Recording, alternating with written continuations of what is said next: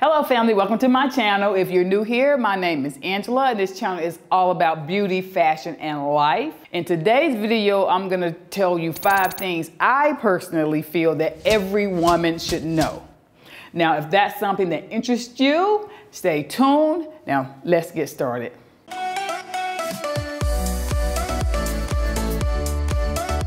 Now, before I get started, I'll start doing my outfit that I'm wearing, because a lot of people ask me what I'm wearing. So this dress is from Zara. I think I purchased it last year or even the year before. I just love these baby doll type dresses. It doesn't have pockets, but it's very, very comfortable.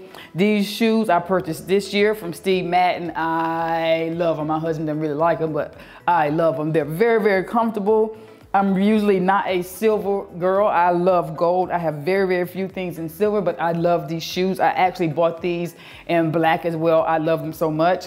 So I paired them with this silver bracelet I got from H&M. These earrings are from H&M, and I just love the outfit. Now I would pair this with a new little purchase here. Isn't she cute? This is from Coach. I think they call this a makeup purse because it's shaped like the makeup bags, but this is cute. I will use a pop of color, not just a white purse, but I will pair this with something like this. Good. That is my outfit of the day. So the first thing I think every woman should know, now, I know some of you may completely disagree with me, but you need to do it, is how to change a tire. It doesn't mean that you need to change a tire, but you should know how to change a tire. Listen, I don't remember when I learned how to change a tire, but I just know my mama taught me how to change a tire, and I was really young. I think it was before I started driving. And since I've been driving, or since I learned how to change a tire, I've had to change. I was leaving work, I was carpooling one time, and we caught a flat tire. And I said I had to change the tire, and the person that was riding with, Nancy, said, oh my God, you know how to change a tire? Girl, yes. So I had to change the tire. Again, one of my girlfriends was stuck on the side of the road.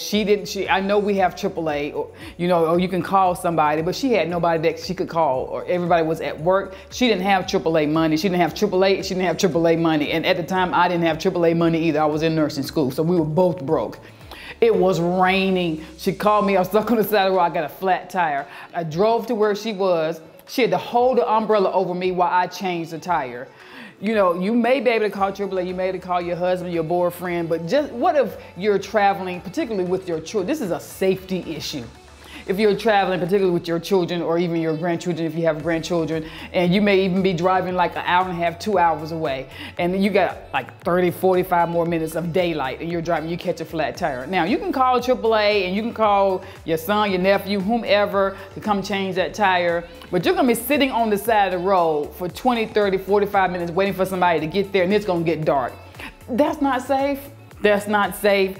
You can change the tire in 15 to 20 minutes, get out the car, take the lug nuts, make the lug nuts loose, jack the car up, get the new tire on there. I've caught flat tires probably 4 or 5 times, but I must say every single time I caught a flat tire, when I was jacking the car up and I was taking the wheel off, I look up and some man had stopped and was walking up to help me get the tire changed, except for that one time with Nancy. But other than that, someone's always stopping to help me get it. But at least I knew how to change a tire. I wouldn't feel comfortable driving 4 hours or just driving out of town not knowing how to change a tire, because you just know what kind of predicament you're gonna be in. And you don't want to be that person sitting on the side of the road scared because you're waiting for somebody to come help you just to change a tire. You may never have to do it, but you should at least know how to do it. You should know where your jack is, your tire is, all those things that you have to use to change that tire. I took the time and taught my daughter and all my nieces how to change a tire because I didn't want them to be in that position that I found some of my friends in, being stuck on the side of the road, not knowing how to change a tire. So that is number one. I think every woman should know how to change a tire. And if you're married or if you have a boyfriend, he should teach you how to change your tire. Not just teach you, show you, then you should demonstrate how to do it after he teaches you so that you know it and you have it down pat. Great job, honey. You want to go change the tire? Boy, no, I got a husband, I ain't changing no tire. You just got done. No, I know how to, I'm not changing no tire. That's what I ain't changing no tire, you crazy? I've done it, I ain't doing it though. I mean, if I had to, I could. The second thing I think every woman should know is how much money she has in retirement and how much money she's gonna need when she thinks that she's gonna retire. So if you think you're gonna retire at 60, 63, and you're gonna be living to your 80, 85, I personally plan to live to be 100, 105 years old. I don't wanna plan to live to 85 and then I'm 84 and think, oh my God, I'm gonna die, I got one more year. But anyway, you should know how much money you're gonna need to live off of after you retire. And you should know how much money you have in your account right now, your retirement account right now. That will tell you how much more money you need to put into it before you need to retire.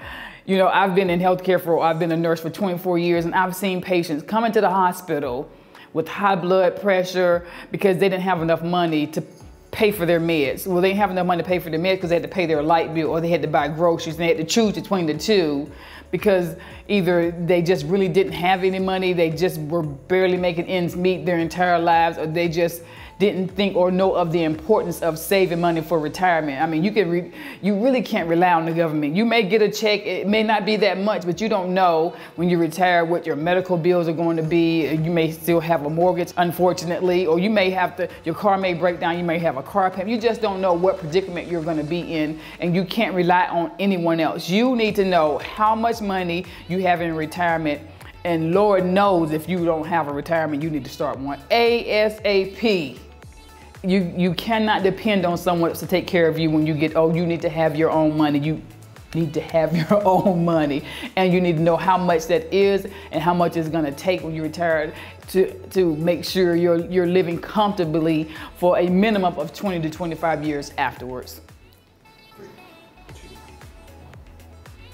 The third thing that every woman should know is how to move on. I know it is very, very difficult sometimes. Sometimes you're in a predicament where it feels like your soul has been ripped out of your body and you're just in the bed crying. You can't get yourself together, but you need to learn and you need to know how to move on, because when you're living in the past, it robs you of your future. You can't be happy and sad at the same time. If you're sad thinking about what so-and-so did to me and he was wrong and I need closure, just know most of the time you're not going to get closure. You're not going to get it. As much as you want it, you are not going to get it. Yes, he may have wronged you. Yes, he owes you an apology, but 99% of the time you're not going to get it. You need to know how to move on. One of the saddest things I've seen is an older woman, and there are two that I personally know of right now that are over 65 who cannot get past things that people did to them when they were young, 40, 50 years ago. They just can't get past it. Every time they talk about it, their whole demeanor changes and they just get upset and angry. Guaranteed the people who did or the people they feel like did them wrong don't even think about that at all, have no clue that they're even thinking about it.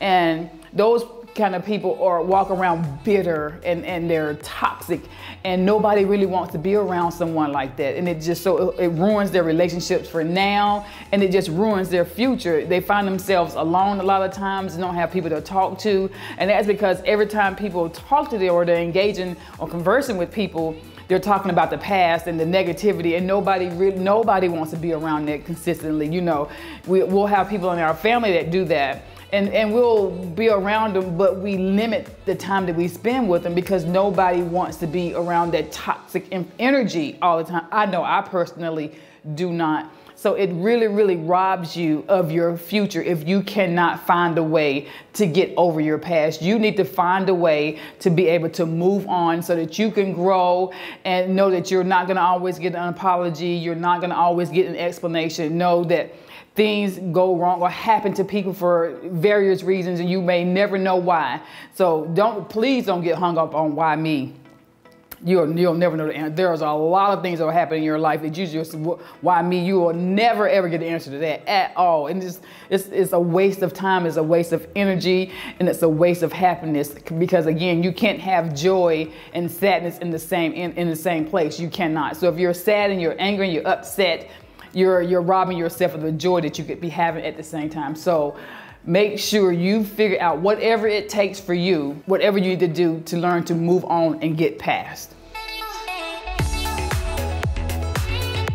The fourth thing that I feel every woman should know is the importance of having a rainy day fund. You should have some money set aside for a rainy day because it's going to rain. It's not a question of if, it's just a when. It's going to rain. Even if you're barely making ends meet, and Lord knows I've been there and I was there for a long time. I've been in the predicament before I was a nurse and when I was in nursing school where if I had to save $25 every 2 weeks out of my paycheck, it would have been a huge struggle. But if you can't afford to put a few hundred or $100, if it's only $15, $20 a paycheck, you need to put that aside because what's going to happen is when the rainy day hits, you're going to find yourself, you're going to be angry, you're going to be upset, you're going to have anxiety, you're going to be stressed because now you got to ask somebody for money. Then you're going to be indebted to someone. That's going to make you feel bad. Then they're going to be looking at you sideways, especially if you don't give them their money back when you're supposed to give them their money back. But you have to ask somebody for something, and then you're trying to pay that back out of your paycheck and it just puts you further behind. So if you take the time and look forward and thinking about what could happen in the future and put just a few dollars, if that's all you can afford.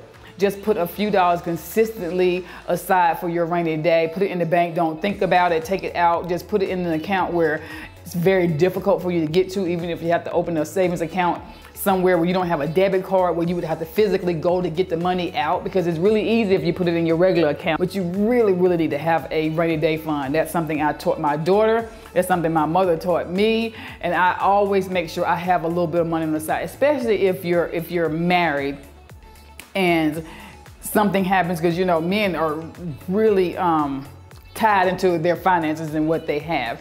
And the worst situation you can be in as a couple is something happens and your husband, who feels like he's supposed to financially take care of you and take care of the home and take care of the family, he does not have the money to handle the situation for that rainy day. He's gonna feel down and it's just gonna be bad for the whole family. So if you have the money, you can say, honey, here, we have it. I got you. It's here. Here it is. We're okay. It's going to make him feel better. It's going to make him feel better about you. He's going to feel like you're very supportive of him, and it's okay. But you should always have a rainy day fund. There's nothing worse than, oh my God, if you're just broke. And like the one time I just didn't have that much money. I was driving my aunt's car and was driving and ran over, went past a construction site and ran over roofing nails.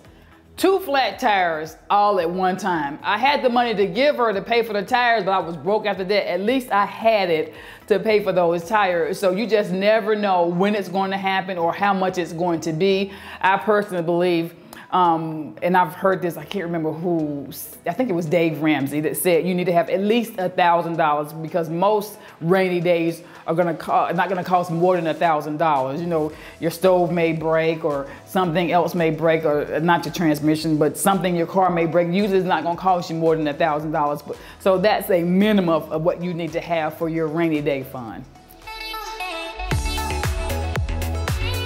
And last but not least, I feel every woman should know how to cook at least 3 dishes extremely well.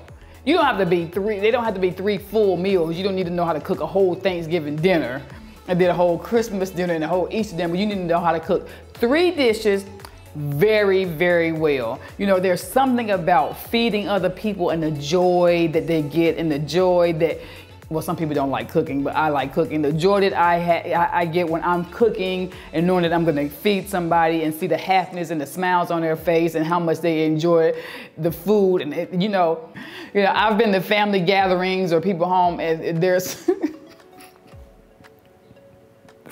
I can't even talk.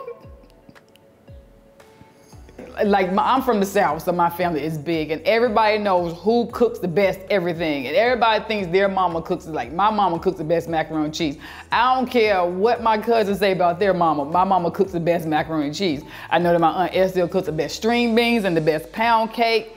And everybody knows who cooks the best. Like you go to a family reunion or a cookout, and everybody will ask you, who made the banana pudding, or who made the potato salad, who made the macaroni and cheese.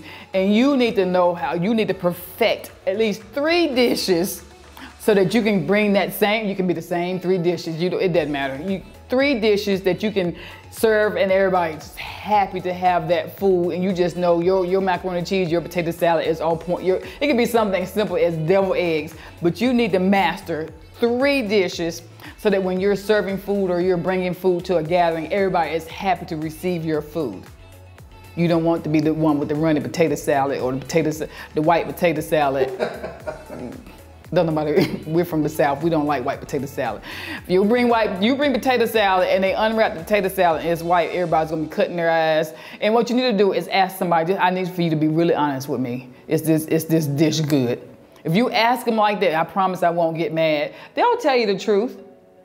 If you don't know, send it to me, I'll tell you for sure. First of all, if your potato salad white, it ain't good. Just start with that right now. Because you don't know what you're doing. You don't know what you're doing. If you didn't put no mustard in that potato salad, you don't know what you're doing. Anyway, that's a whole different story. But you need to master 3 dishes, okay? You eat white potato salad, don't you? I'll eat any potato salad. No, sir. No. I'm from the north, honey. Well, you're married to me now. You're not allowed to eat white potato salad. From cowboy country. You Montana, no, it's not. No, you're not. I was born in South Carolina. Listen, you are not allowed to eat white potato salad anymore. Oh, I could go for some mac and cheese. My macaroni and cheese is everything. It is. And my potato salad and my deviled eggs. Oh, I can make some deviled eggs. I can have that as pickles in it. Thank you so much, family. I hope that some of the stuff that I talked about resonates with you. Again, these are just my opinions. Please don't get offended. You may feel differently, but this is just my opinion. Thank you so much for spending some of your valuable time with me. But before I go, have you subscribed? Come on now, hit that red subscribe button right here. Hit the button for me. Join my YouTube family. I would really welcome you aboard. And you can get some valuable content, I feel. You know, I do a lot of do some haul videos. I do some videos like this. I do some spring in, fall in, just a different variety of videos, but it's all a YouTube family. Again, thank you so much and have a blessed and safe day. Bye-bye.